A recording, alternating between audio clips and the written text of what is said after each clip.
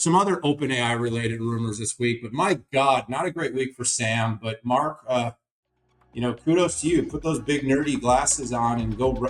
You just got in the UFC ring and you just kicked Sam's.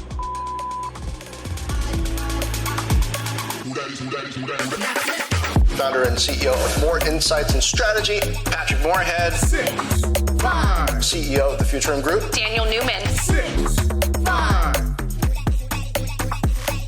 You know a lot about what's going on, Moorhead?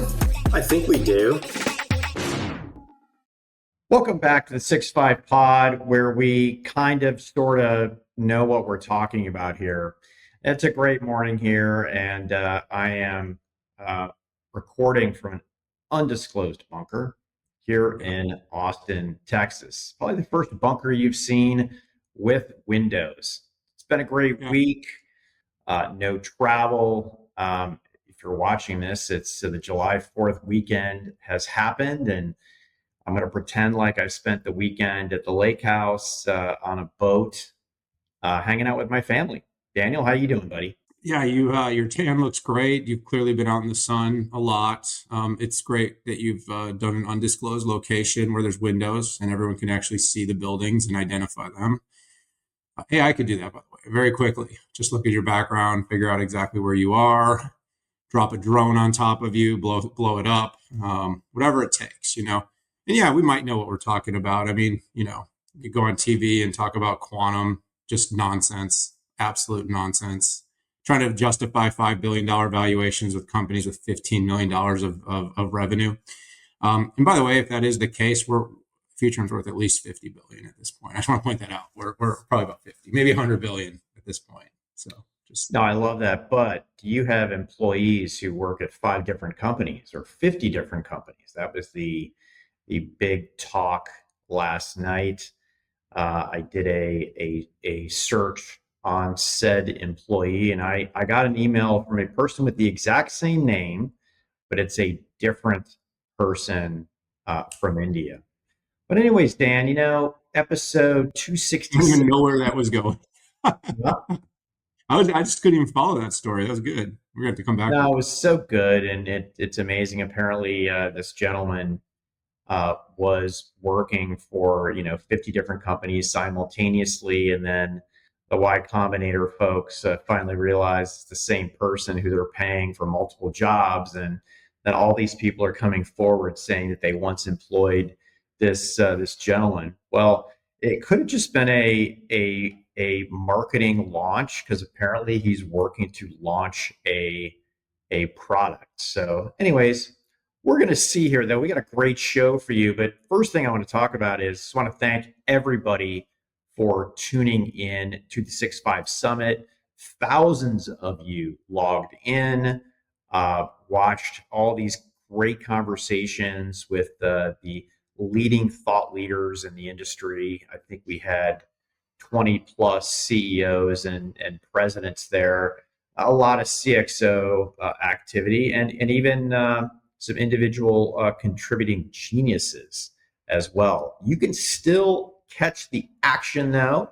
Hit the 65media.com website /summit to catch all of the action.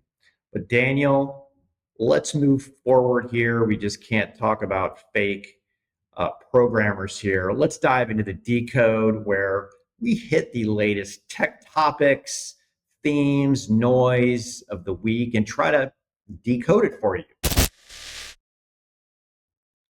All right, Daniel, let's start off with some OpenAI news. You've got Meta poaching talent. You've got Oracle partnerships. We've got Google TPU rumors. Where do we start? Well, I mean, first and foremost, Pat, I got to ask you, have you injected your peptides today? We did skip the peptide section of the show. Yeah, yeah. I just got to make sure you're healthy, because I don't know if you're actually, your mind is ready for what's about to happen here. No, I'm definitely ready for it. And I've been up since, 4 o'clock this morning. Had a hard time sleeping in, but I am ready. I mean, I'm 2 cups of coffee in. I didn't have any pre-workout. I've lifted 6 days in a row, and my body just needs a break. I'm literally sore everywhere. That's good. I mean, that's actually the goal. If you're not sore, you're not doing it right. But if you are sore, you need more BPC. So that's the trick out there for everybody. But yeah, let's talk about this. Let's talk about 75 million a year, I believe, is what is it Satya Nadella makes at Microsoft, running the world's second largest company. Um, almost almost $4 trillion in market cap. Cristiano Ronaldo just renewed his contract, the world's most famous footballer, soccer player. I think it was around $80 million multi-year per year contract. Probably influences billions of dollars of annual spending. But you know who makes more money is a unknown, unnamed Chinese researcher who decides to leave OpenAI and come work for Meta, seeing bonuses as high as $100 million from Zuck. What does it mean to me? It means that this is the end of any fundamental belief that this AI trend is some sort of cycle or some sort of near-term bubble. This is basically the largest companies in the world with the most robust balance sheets, the ones that are cutting percentages of their staffs right now because some idiots out there think it's economically driven. Because what they all know is what the dumb and normal people like us out there don't know is that the AI race is going to decide not just the next few years, but the next few decades of economic leadership.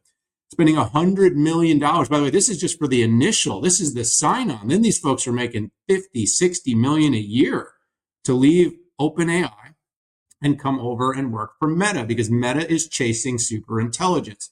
Now, a few weeks ago, I went on CNBC and some dumb people out there, not the people on the show, just some dumb people were making comments that Meta's falling behind. Look, Zuck just pulled the ultimate super move. It was an ultimate flex. It was like you being in the gym and pushing 315. He just pushed around, about $1 billion in just paying people, didn't buy anything.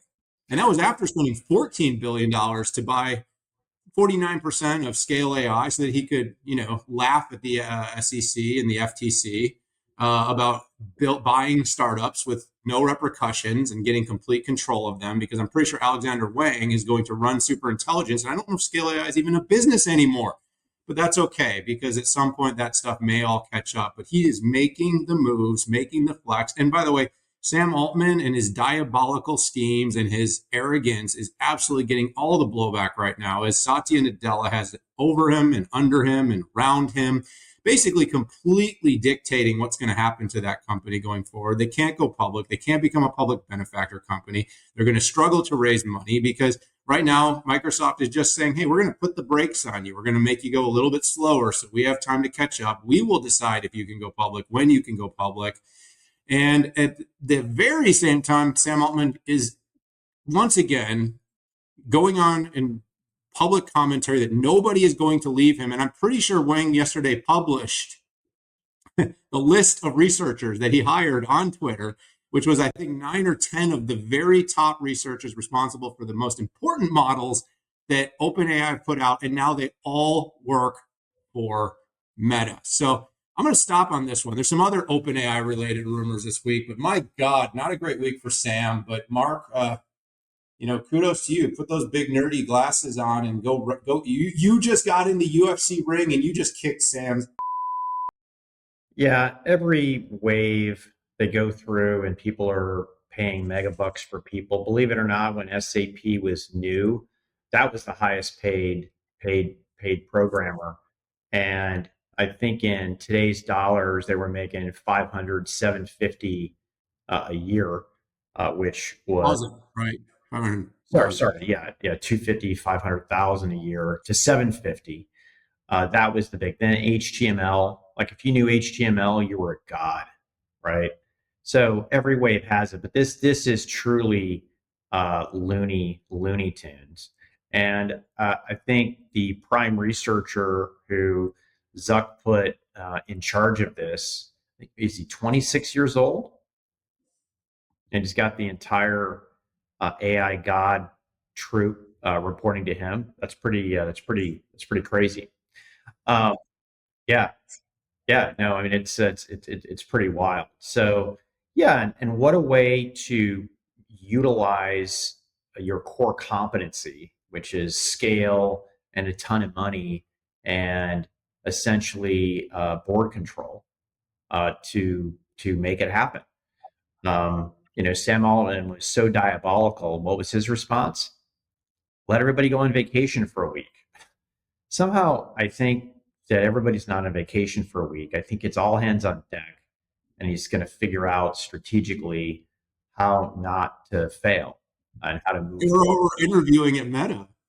Something. I don't know. Maybe get acquired by Meta for 12 cents or 12 billion. Who knows? But anyways, it's pretty crazy. I did want to hit another OpenAI rumor, and I'll read your tweet from June 27th. Google will provide TPU to OpenAI for inference, and you had some smart things to say about training, how related to OpenAI. But it seems like, at least based on the correction, that none of that was true. I've had some back channels from some of the reporters, because I actually put a second piece out on X that basically said, this is one of those great instances, Pat, where probably both sides are right. Meaning that you and I both know that it's just like process nodes, right? Every fabless is testing every node. Like, we know everybody tested 18A, right? And yet there's this kind of like, as soon as you heard it was testing, someone would write a story that people are going to use Intel. And it's like, no. This is all part of the process. My guess is Sam has been struggling to get in. His GPUs have been melting. Everybody knows that vertical integration of the XPU stack is going to be monetarily advantageous. They know that inference versus training has different economics. They're probably testing TPUs, and they might even be doing some production work with TPUs. This is my guess, by the way, nothing I've confirmed. But at the same time, what benefit does OpenAI have to put that out there? I mean, first of all, the last thing they want to do is get in, put on Jensen's penalty box and not get the access to the hardware they need. And at the same time, why do they necessarily want to spill their secrets? I mean, it doesn't serve OpenAI well at all for people to think they're using a competitor's hardware infrastructure to potentially inference or train their own models. So I bet, like I said, I had some people blow me up because in my redaction piece where I kind of called out that this source, by the way, this source has tried to blow up NVIDIA a number of times. This source just came out yesterday with a Microsoft story about them blowing up their own AI silicon development. And they haven't necessarily been all wrong, but the way they tell their stories are very fuddy. And they've been really good at sort of manipulating the market's perception of companies when a lot of their stories are 10% accurate, 90%. So anyways, my point is, like, I think both sides are right. I don't think it was wrong. I think they got some good scoop, but I bet you where they are on that continuum is probably wrong. Yeah, some of these stories really show a lack of depth of understanding how this business works. And, you talked about the first one, which was absolutely, don't be confused with testing something and running production workloads. Okay. And then even if they're running production workloads, you have to know the percentage of it to see if it's even relevant. Absolutely, they're testing it out. In fact, it might even be Google who's adding the resources to get it working versus OpenAI. And Sam needs any leverage he can on NVIDIA. I mean, my gosh, he went up on stage at AMD's Advancing AI event and gave Lisa Su a big hug, right? After, Jensen twice for the latest 2 waves of GPUs has, taken selfies with Sam Altman right in front of a AI server rack of NVIDIA GPUs. So yeah, he's trying everything out, and his $7 trillion I'm going to build everything plan that failed.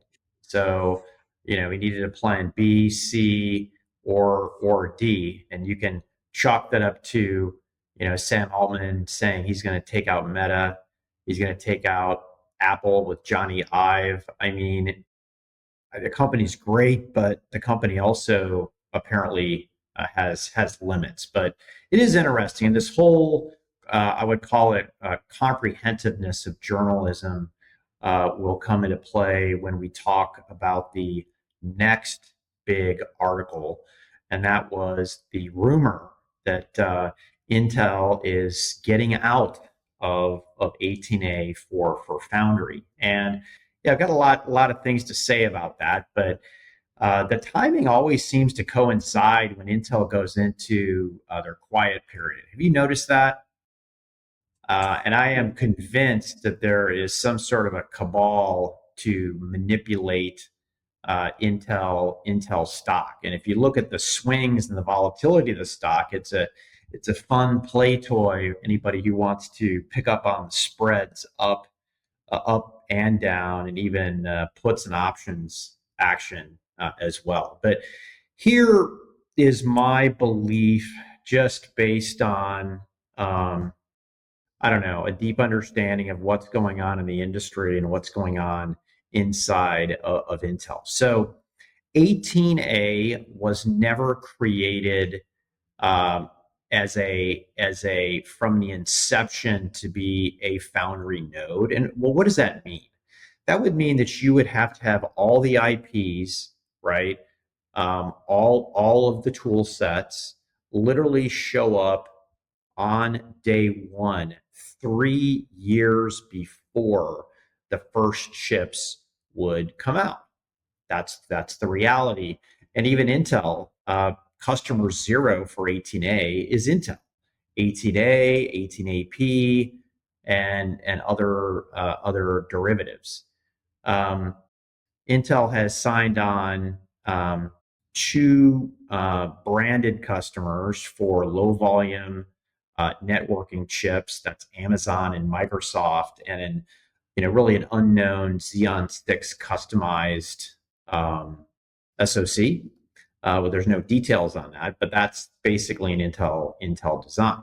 So with that said, I do believe that they didn't attract the big whales with 18A or 18AP. I think we all knew that.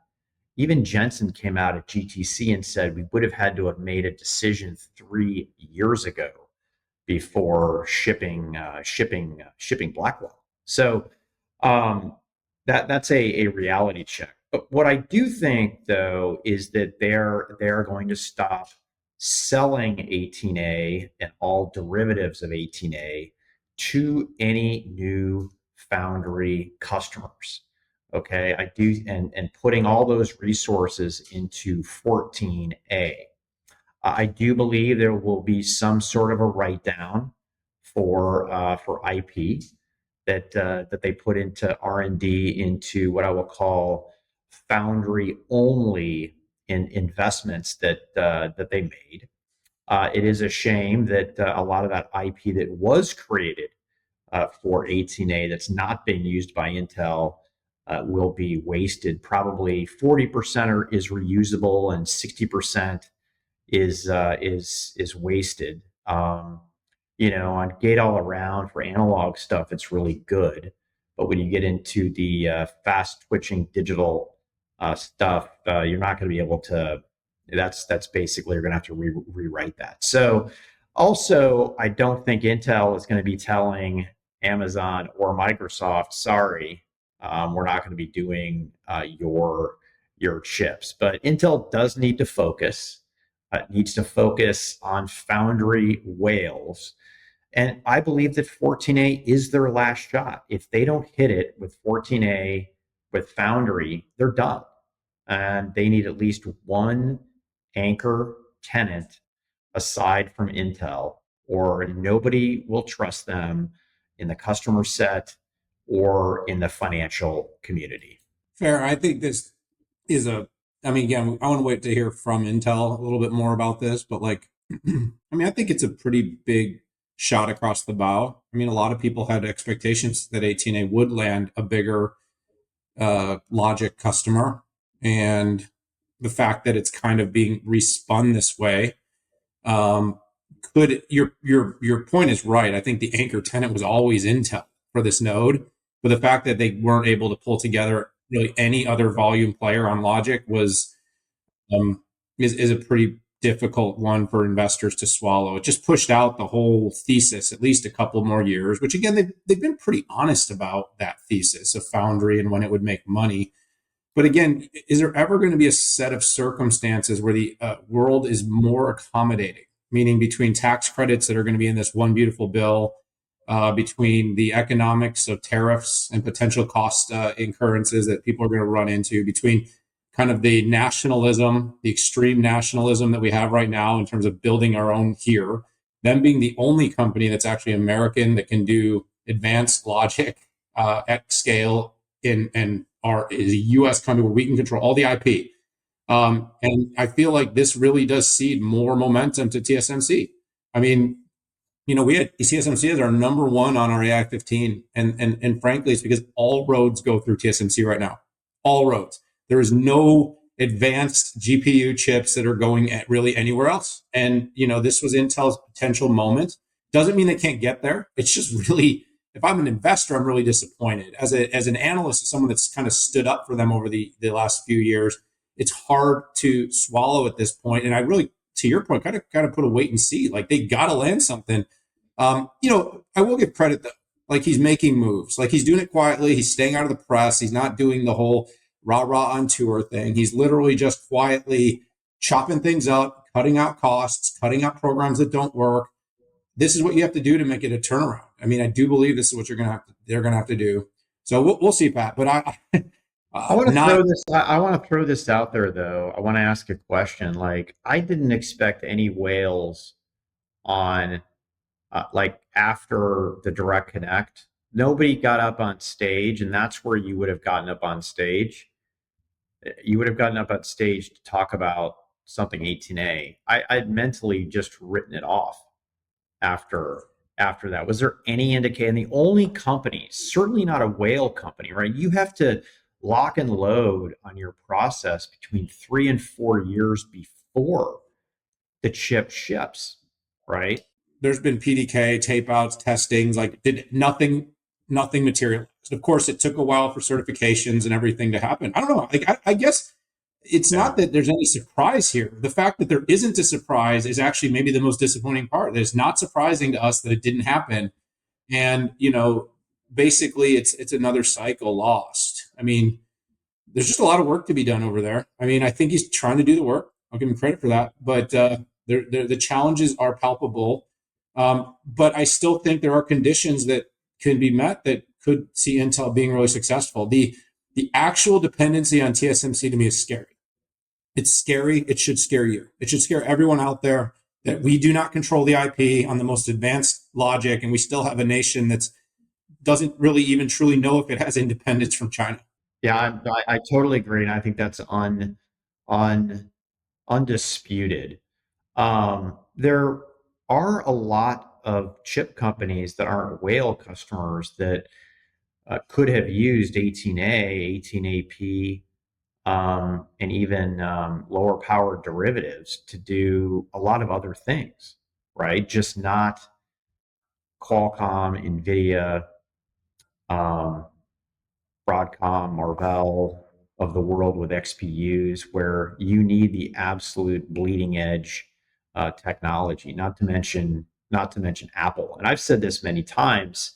18A was never a mobile flow, right? 14A was the first bet of even a potential for a mobile flow for Apple and Qualcomm.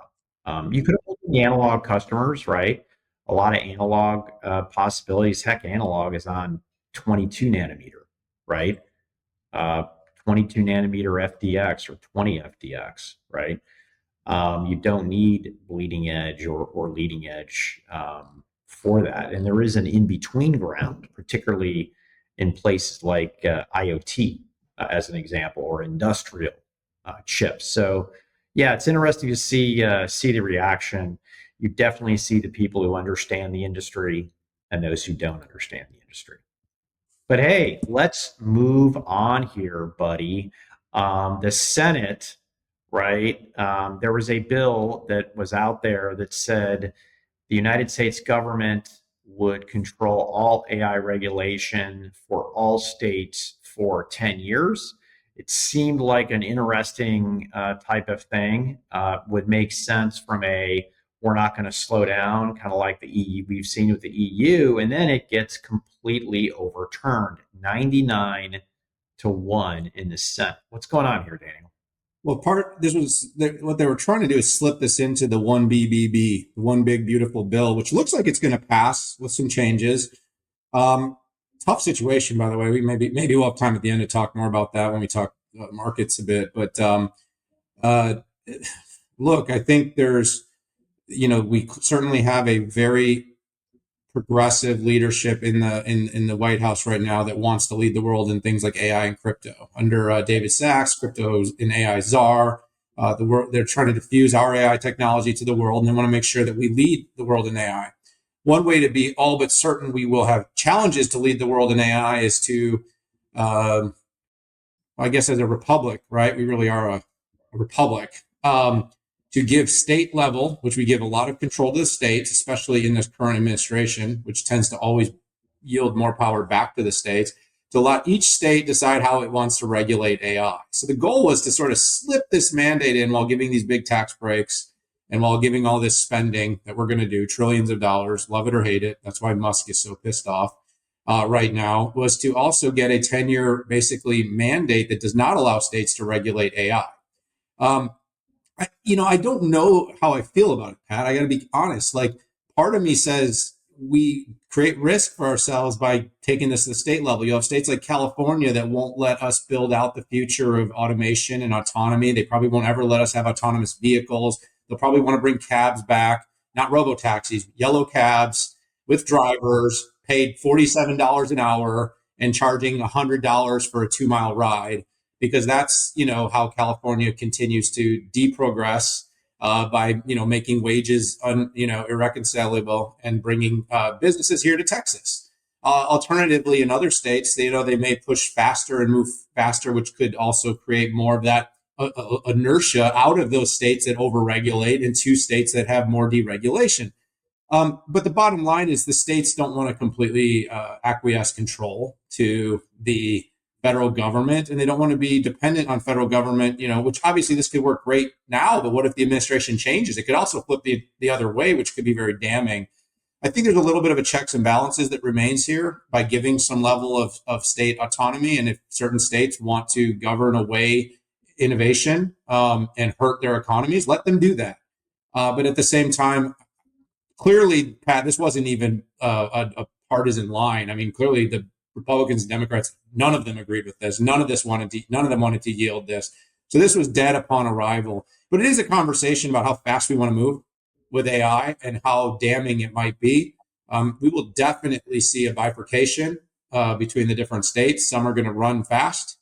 Some are going to go slow. And AI will be a line in the sand for economic growth. And we'll see which states get it right. But I have a pretty good idea how that's going to end up working out. Yeah, Dan, maybe we should have debated this, but I think Congress will take another whack at this and have it not, connected to anything, and it will be more specific on the types of things. So, maybe states' rights on data and how data is ultimately used. That might come back. But yeah, I mean, we have a risk of slowing down here. Sorry about that background. We have a risk of slowing down, and China, who is moving forward under one giant national type of effort here. So I do think that free markets are an important thing. I mean, Elon Musk leaving California, that was a way to do this. But right now, which is pretty scary, the concentration of AI talent in San Francisco is, let's say if it takes a year, they decide that they're going to move out of San Francisco and move to Austin, Texas. We would still lose a certain amount of time, I think, as those people move. But can you imagine all those rich AI people leaving San Francisco as their primary place? Let's say, 270 days a year or 170 days a year? I forget, when I lived in California, what the living in California technically was.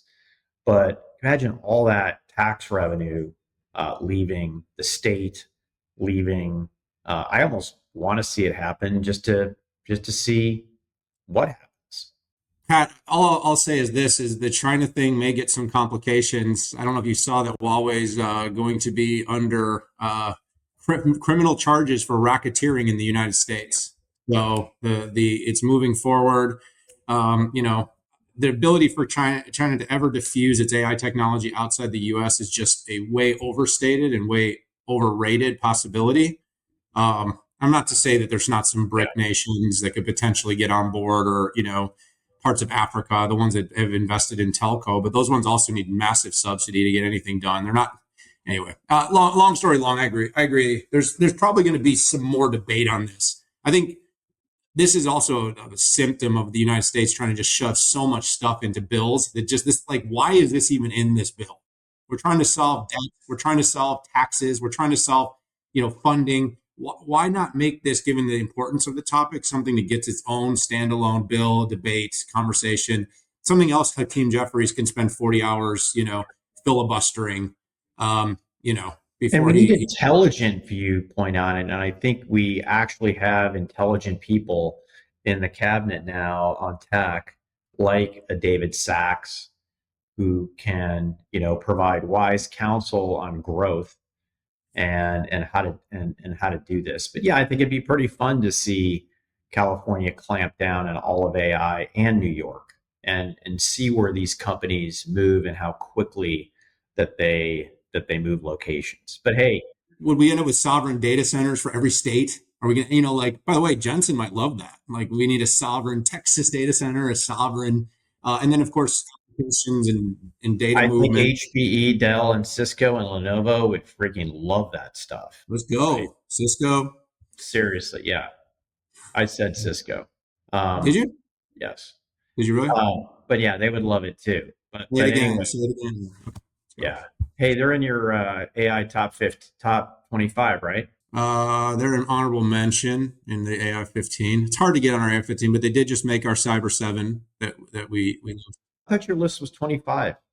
15, but there were 7 honorable mentions in there. But there will be 25 on a different thing we're doing. I can't say much about that. Awesome. Hey, let's jump into the next topic. Amazon brought out a release that talked about new AI foundational models with its robotic fleet, and also a huge milestone that gets Amazon to its 1 millionth robot deployed. That's pretty amazing, man, when you think about it. And the other thing, and I researched this as well, it's the largest single company with industrial robots. Now, China has a lot more robots in mass as a country, but when we're looking at single entities, Amazon has the most. And I just thought this was amazing.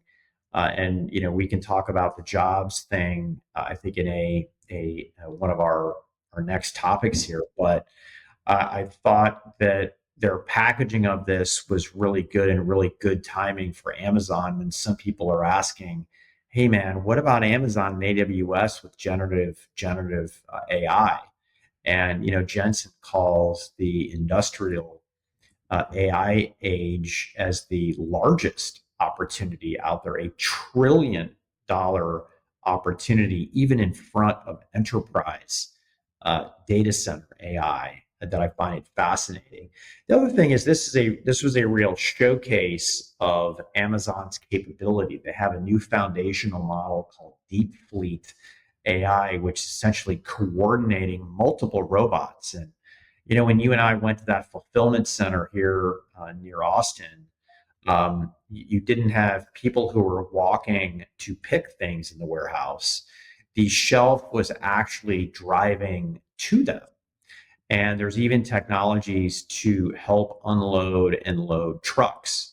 So just simply fascinating. And you have to, wonder, related to, let's say, a Zoox, that's an Amazon investment, I believe, but also autonomous trucking for Amazon, and the essentially the robotics capability of this, it just gets me thinking, my gosh, if we have a company like Amazon, does Amazon get into manufacturing, creating I mean, they're warehousing and distribution. They're not creating and building products in their factories. But if a company like Amazon knows robots as well as they do, um, would they get into a robotics manufacturing platform? Fascinating stuff. Yeah, it kind of bridges nicely into our next topic. I'm not going to drum on this one too much, but we're velocity and pace of robotics, physical AI, converging with the pace of knowledge-based AI and agents is incredible right now. And you just look at the advancements, and then you look at how companies are investing. And look, Amazon's doing the right thing. I mean, there will be a future. Well, and like you heard, Tesla delivered its first car autonomously, meaning car came off the damn line, drove off, and went to someone's front door. Think about that. I mean, it's incredible. You're going to have people driving around our town. We're in Austin, some of the most advanced, implementations of autonomy. And then you've got our factories now, where everything is moving. And you and I went there years ago when it was happening. And now with the advancements, you're going to see humanoid types that are going to start to handle the more complicated things, because the robots that exist today all had to be, it was very specific. They run on paths. They have lines that they're running down. This is not robots walking around the factory moving stuff. But look, we're going to start to see that stuff happen. I'm just glad I'll be retired, in the next couple of years, because, I'm going to put Danbot to work. I'm going to license my likeness. If anybody sees value in it, that can be a royalty, like writing a book. Then I'll go, find some old institution to teach at, where people are still dumb enough to pay to go to college. I'm paying for 2 right now. I'm still dumb enough to stuff. And I'll go sit there and talk to kids about, I'll teach some sort of, I don't know, I'll teach entrepreneurship to kids. I'll tell them how to, go file for a LLC in the state of Texas or something like that. But yeah, it's moving really quickly.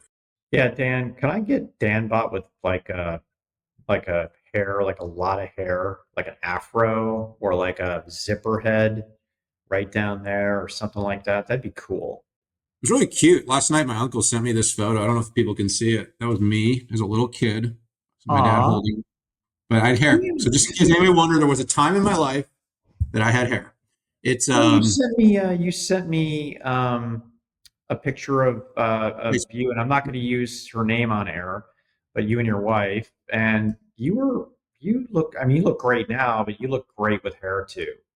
Yeah, I might at some point. I still can't understand how we can figure out how to give men pervasive erections, and we can, inject things that can make you lose tons of weight. But we've not yet figured out how to. We just have all these nonsensical topicals and pills that basically help you grow like 4 extra hairs, and 3 of them will be on your back. Like, how have we not solved this yet? Like, of all the things, like, is there a CRISPR gene? Like, what do we need to do to solve the fact that, hair should come back? But my back hair and air hair are like really picking up in my 40s. Gosh, it's the worst, man. I'm Scottish and I grow more hair. Yeah. You are a sweater guy. I mean, like, I know you're all muscly. You've cleaned that up a little bit, but yeah, you're definitely got that sweater thing going. So enjoy that at the lake, everybody. Pat's sweater's coming up this weekend or last week. No, I'm gonna shave before I go out to the lake. Can I make one more comment before we move on to the flip? Because I know we've got to run, but just about this AI and job loss. You've been pretty vocal on the AI job loss, what's going to happen. You told a good story. I take it from a historical perspective, but yeah. This is not economics. When you have a company with $90 billion or $80 billion on their balance sheet that's at all-time highs, cutting 9,000 jobs, 4% of their workforce, and doing it amidst a raging stock market that's literally incenting growth, you just I really can't understand how divergent people's minds have become to convince themselves that it's the economy. This is the absolute making of multiple years of planning now, as companies saw generative AI come out and started to make a plan You saw Mark and Satya on stage just recently talking about how much of their code and repositories now, and how much of it is being developed and delivered with AI. And you're talking numbers 30. I think Satya said something like 30, maybe 40. Mark said maybe up to much as 50%. So I mean, this is just the computer science side. But then you see these workflows and processes and things like contact centers, call centers, customer service jobs. I think of things like PR, and I'm having conversations with these executives, Pat. Like the quiet part out loud is AI is definitely freezing hiring in a lot of these roles. I mean, they're not hiring any more people. And then the second question is like, do we really need all these people? The third question is like, and then all these agencies and support mechanisms that these companies have spent money on, like when you can draft a high quality, press release in 7 seconds. Yeah, sure, it needs a gloss over and it needs an edit, and you need to check because these things do hallucinate. They absolutely get stuff wildly wrong. But like, it's happening.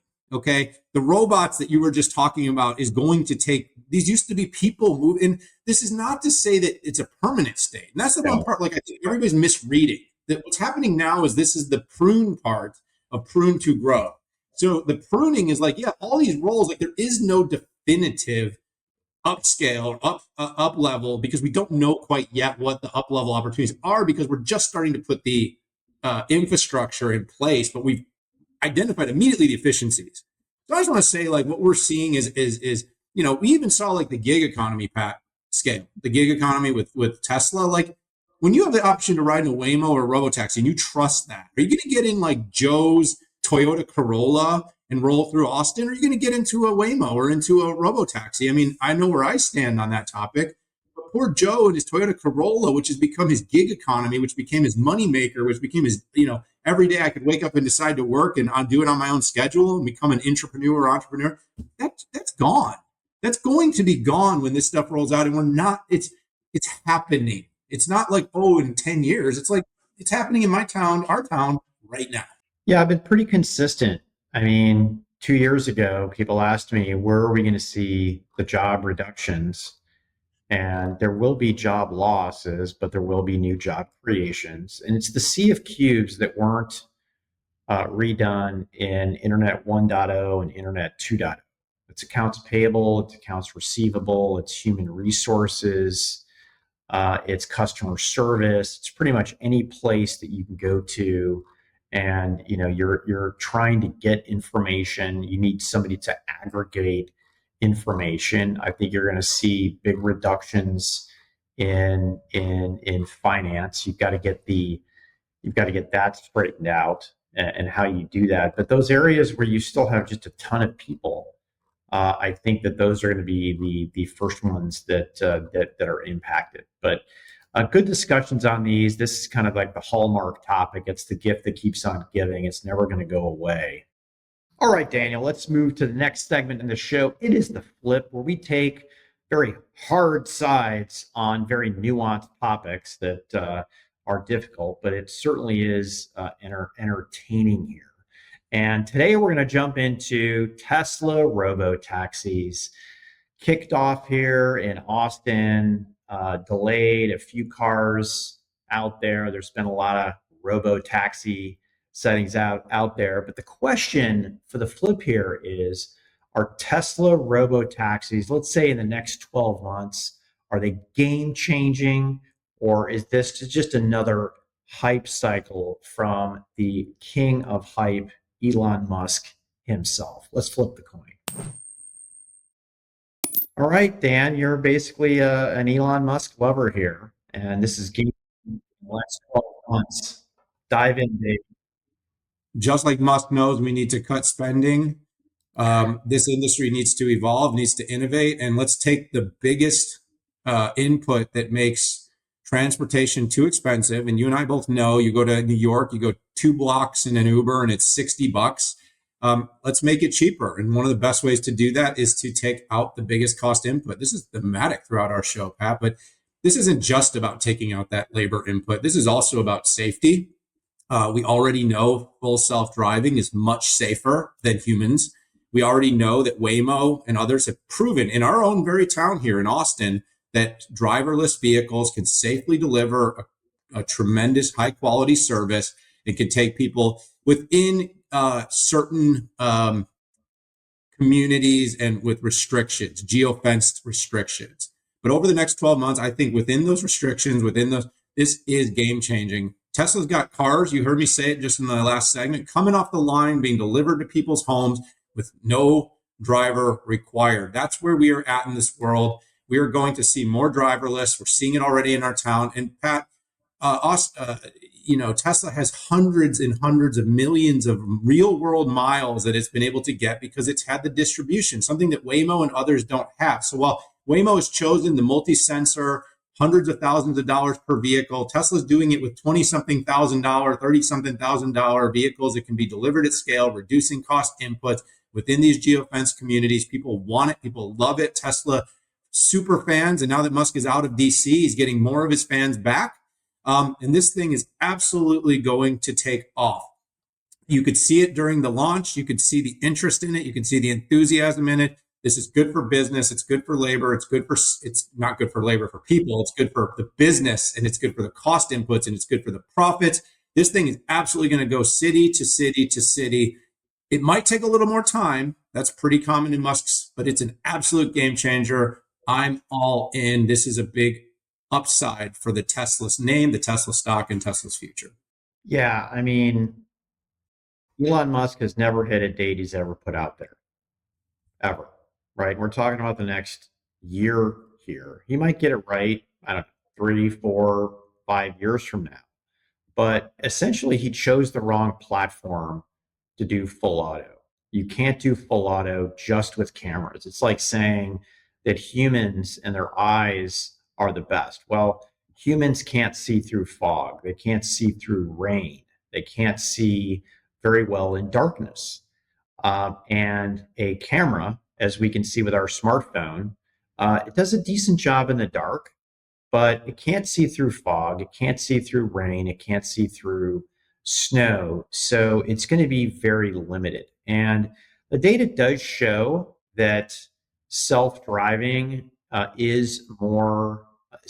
robotic driving is better than humans. But when you parse out drunk people, when you parse out tired people, and I would say reasonable people who aren't taking risks, I just don't believe that this is the case. And even if it were, Daniel, it doesn't matter, because the first person that gets killed with a robotaxi, it's going to come to a screeching halt. And check out my son, right? And he's used FSD for 10,000 miles. They couldn't even get a lane change correct, and thank goodness he didn't hit a brick wall or a brick abutment. He ended up hitting these plastic paddles that ripped off his unused radar sensor and scratched the side of a car. But what's going to happen when it hits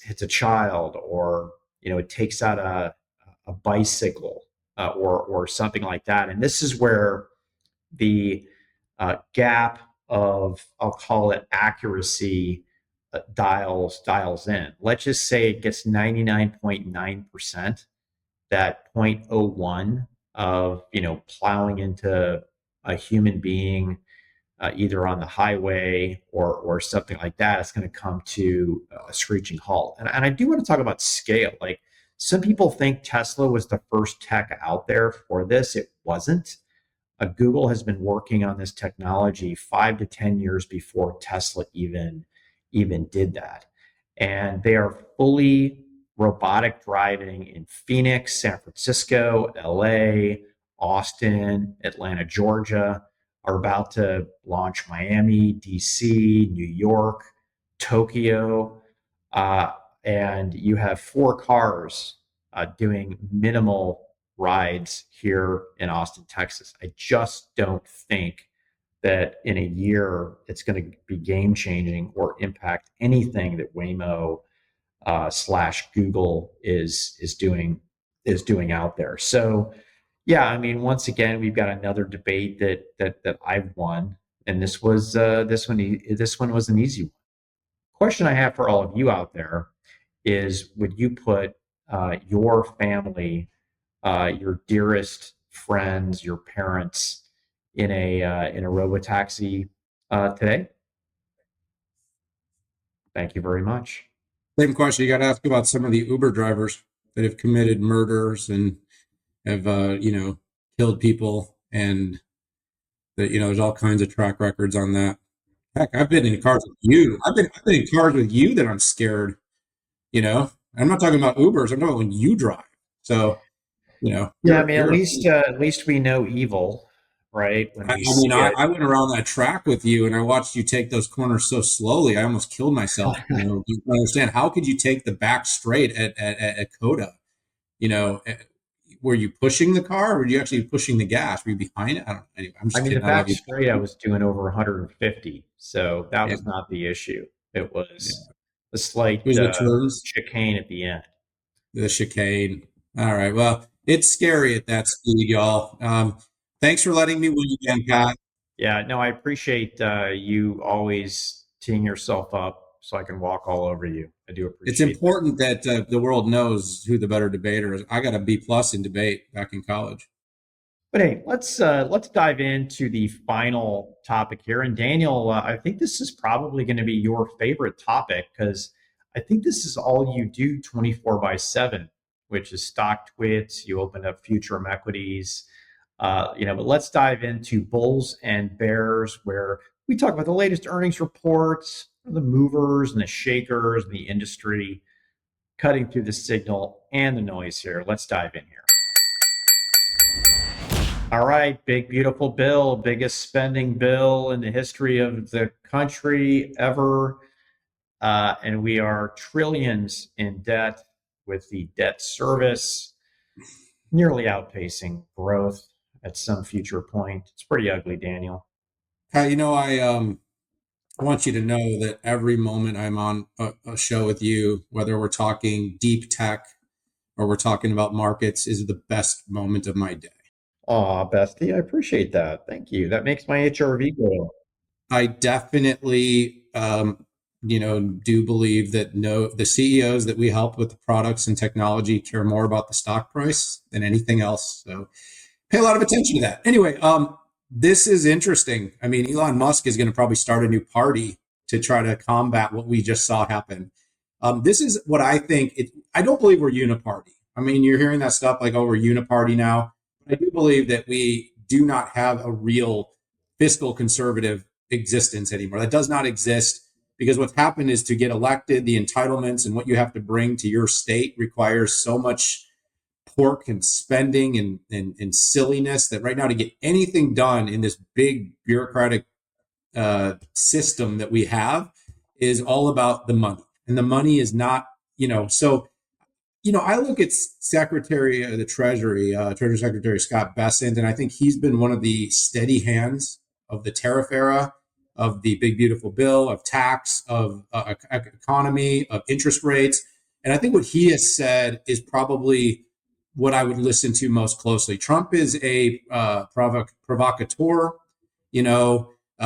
but in the end, we are in a situation where, we only have one choice after we've created 37 trillion in debt, and there is no turning the clock back. There is no cutting enough meaningful spending to ever turn this debt thing in the other direction. So we have to outrun it with growth.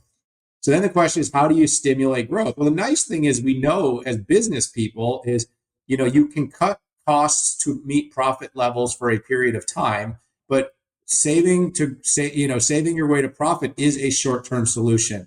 Do we need to get some spending levels intact? Probably. Can we? I don't think we can. So I think they're being realistic about the situation. I think extending tax cuts, I think giving more incentives to businesses, I think deregulation are the things that are going to create and stimulate more economic growth. I think that's what they're hoping is going to happen here. You saw big tax credits for things like Foundry development and advanced technology.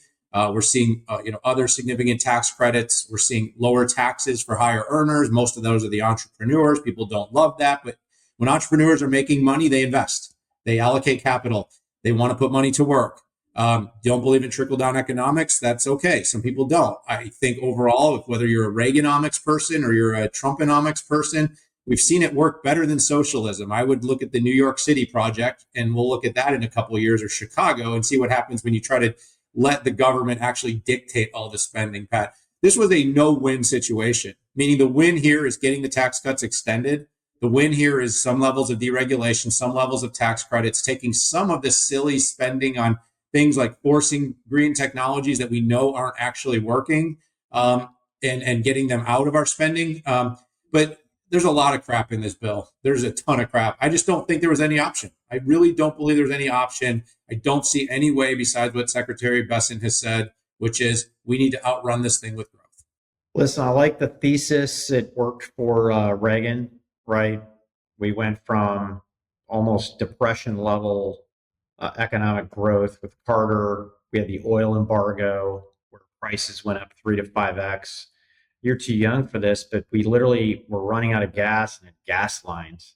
And it was one of the coldest winters as well. And getting coal and natural gas was difficult as well. I don't think anybody froze to death, but it was just what a grim time.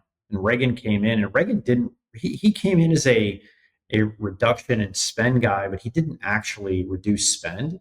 What he did is he put monster growth out there. Interest rates were 13, 14%. Think about that.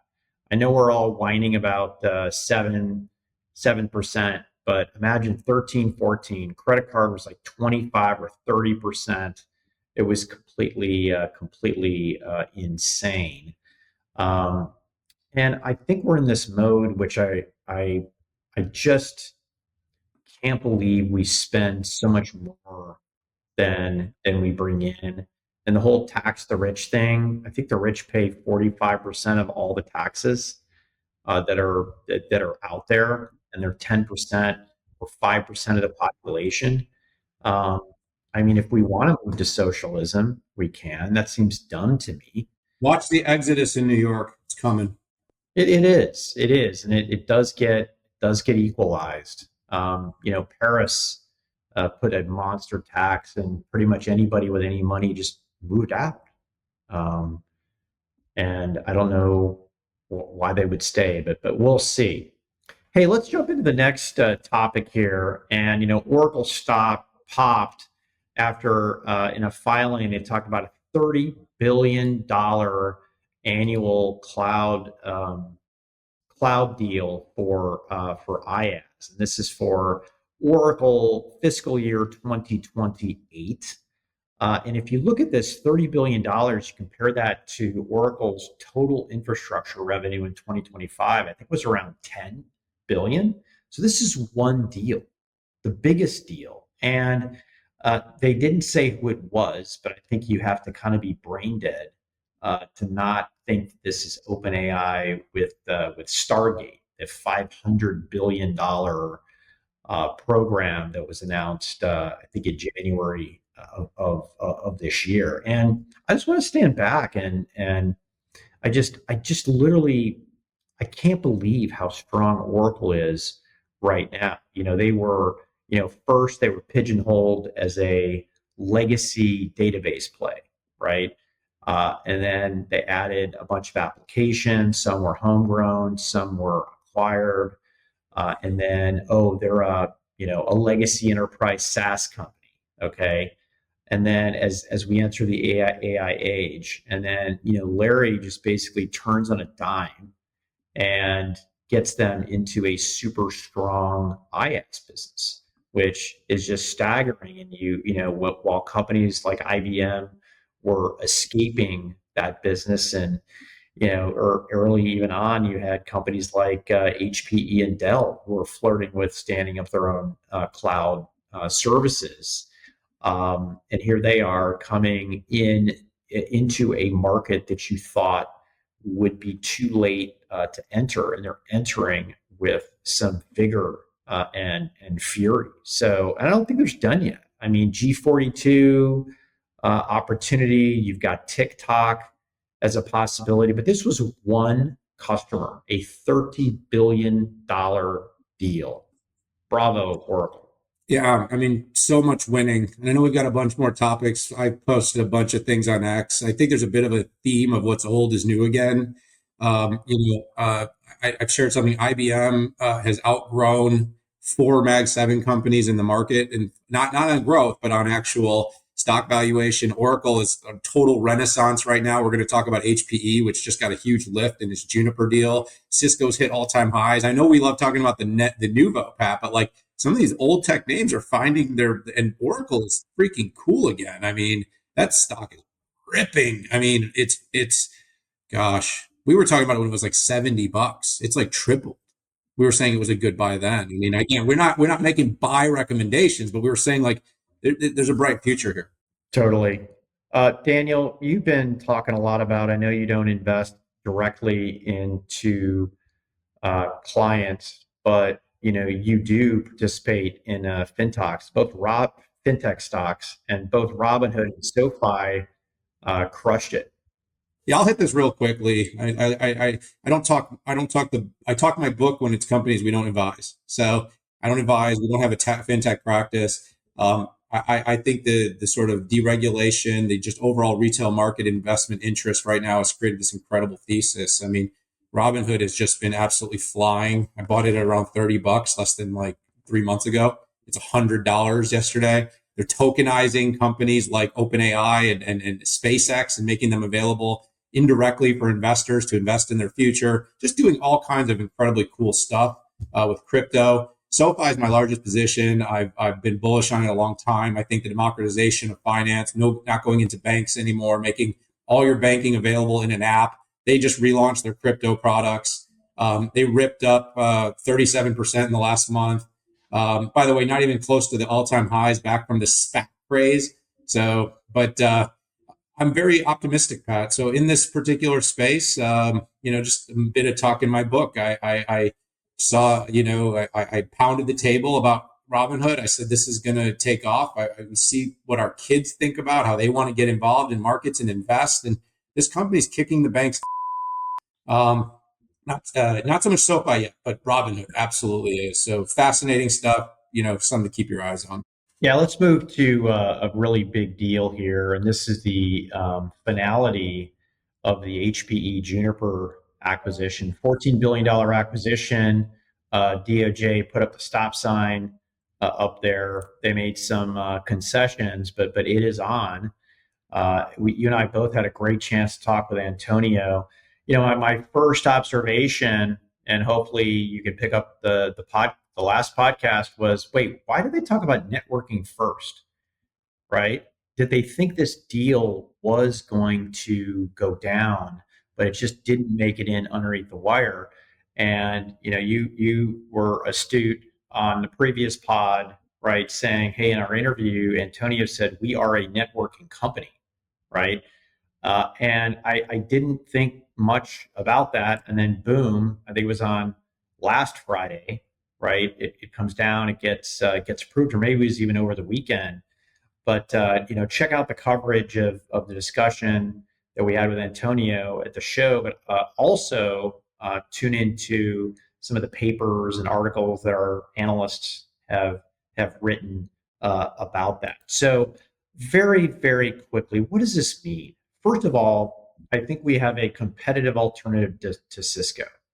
The combined companies are very strong on the edge, very strong in service providers, and very strong in Wi-Fi everywhere. But also, they have very good capabilities for AI, things like Mist and a few things that Aruba was working on. And we might have a competitive alternative to Cisco. So, core switch, enterprise data centers, Cisco absolutely dominates, right? Both these companies, I think, have single-digit market share right now. So I'm not thinking about enterprise data center core switch at this point. The other thing that Antonio made in the conference call this week that I had attended with Rami, the former CEO of Juniper and now head of HPE Networking, what came up was this: hey, we have storage, we have compute, and we have networking. We have a full stack of software. We are absolutely the easy button here, folks, for AI. And I never heard them really lean into it this much. And in the back of my head, I thought about this, Daniel, Cisco getting back into the compute game.